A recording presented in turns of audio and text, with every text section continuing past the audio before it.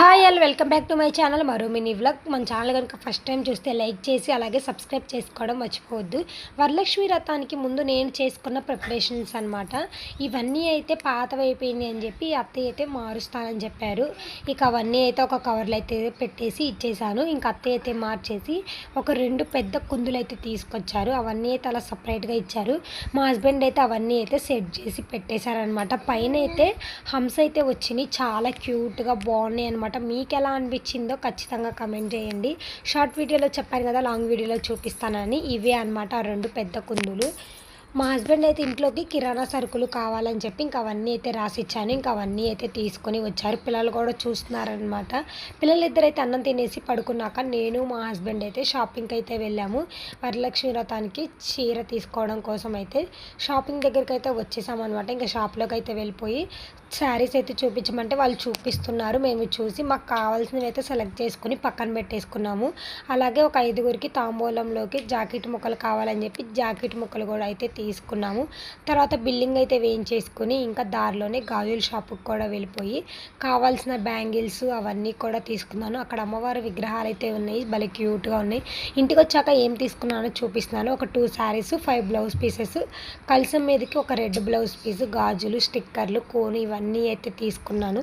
ఇక్కడి నుంచి అయితే ఆగస్టు 14th రోజు మార్నింగ్ అనమాట. పాప అయితే స్కూల్కి వెళ్ళిపోయింది. నేను మా చిన్నాయన అయితే స్నానం చేసి ఇంకా దేవుడి గదంతా అయితే క్లీన్ చేద్దామని చెప్పి కూర్చున్నాను అనమాట. ఇంకా మంచిగా ఫస్ట్ దేవుడి గదంతా దులిపేసి దానికి పసుపు రాసి కుంకుమ బొట్లు అయితే పెట్టేశాను. ఆ తర్వాత అయితే ఇప్పుడు దేవుడి ఫోటోలకు అయితే రాస్తున్నాను.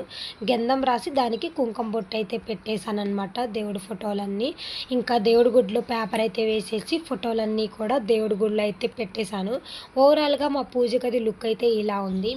ముందల రోజే ఇవన్నీ చేసుకుంటే పూజ రోజు మనకి కొంచెం ఈజీగా ఉండిద్దని చెప్పి ఇంక ఇలా ముందల రోజే క్లీన్ చేస్తున్నాను. అలాగే పూజ సామాను కూడా మంచిగా అన్నీ వాష్ చేసి తుడిచేసి ఇంకొక చోట అయితే పెట్టేశాను అనమాట. పూజ సామాన్ అన్నీ అయితే ఇంకా పితాంబరితో అయితే క్లీన్ చేశాను. తర్వాత అయితే వేడి నీళ్ళు చింతపండు అయితే ఉడకబెట్టాను. అలాగే పులిహోరలోకి మసాలా కూడా అయితే ప్రిపేర్ చేస్తున్నాను. చింతపండు గుజ్జు అయితే ఇలా మంచిగా వడబొట్లు అయితే వేసుకొని గుజ్జు అయితే తీసుకోవాలి. ఇంకా దాన్ని అయితే పల్పంతా పడేయాలన్నమాట. ఇంకా దాన్ని అయితే స్టవ్ పైన పెట్టి కొంచెం పసుపు అలాగే కల్లుప్పు అయితే వేసుకొని మంచిగా కుక్ చేసుకోవాలి. వీడియోలో చూపిస్తున్నాను కదా, ఇలా మంచిగా కుక్ అయిపోయిన తర్వాత చల్లారాక 8 డబ్బాలు అయితే స్టోర్ చేసుకోవాలి.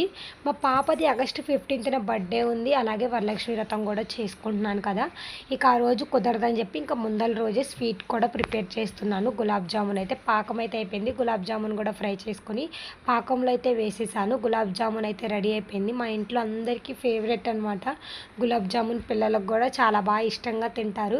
ఇంకా 4కి అయితే పాప స్కూల్ నుంచి అయితే వచ్చేసింది. రాగానే కోన్ అయితే పెట్టాను. నాకు వచ్చినట్టయితే చింతపండు గుజ్జు మార్నింగ్ ప్రిపేర్ చేశాను కదా, అదైతే చల్లారిపోయింది. ఇంకా 8 డబ్బాలు అయితే పెట్టేసుకొని ఫ్రిడ్జ్లో అయితే స్టోర్ చేసుకుంటున్నాను. ఫ్రిడ్జ్ కింద ఇలా డస్క్ ఉండేది, ఆ డస్క్లో అయితే పెడతాను. పాల ప్యాకెట్స్, ఫ్లవర్స్ అలా స్టోర్ చేసుకుంటే మనకి త్వరగా పాడైపోవు అనమాట. పాలు కూడా ఎక్కువ రోజులే ఉంటాయి, త్వరగా విరిగిపోవు కూడా. మీరు ఎలా పెడతారో కమెంట్ అయితే చేయండి. మేమైతే ఇలానే పెడతాము. ఇంకా నైట్ అయితే మా హస్బెండ్ నేను పాపని తీసుకుని బయటకు అయితే వెళ్ళాము. ఎందుకంటే పూజ కోసం ఫ్రూట్స్ అలాగే ఫ్లవర్స్ అయితే తీసుకోవడానికి. ఫ్రూట్స్ అయితే మామూలు రేట్లుగా లేవన్నమాట. ఫ్రూట్స్ కానీ ఫ్లవర్స్ కానీ ఇంకా మాకు కావాల్సిన ఫ్రూట్స్ అలాగే ఫ్లవర్స్ ఇవన్నీ తీసుకొని ఇంటికైతే వచ్చేసాము. ఫ్లవర్స్ అయితే విడిపూలు తీసుకున్నాము, మల్లెపూలు. అత్తయ్య అయితే మంచిగా మల్లెపూలు అయితే కడుతున్నారు, చామంతులు, గులాబీలు ఇంక ఇవన్నీ అయితే తీసుకున్నాము. నైట్ డిన్నర్లోకి అయితే మా హస్బెండ్ కోసం చపాతీ అలాగే టమాటా కర్రీ చేశాను.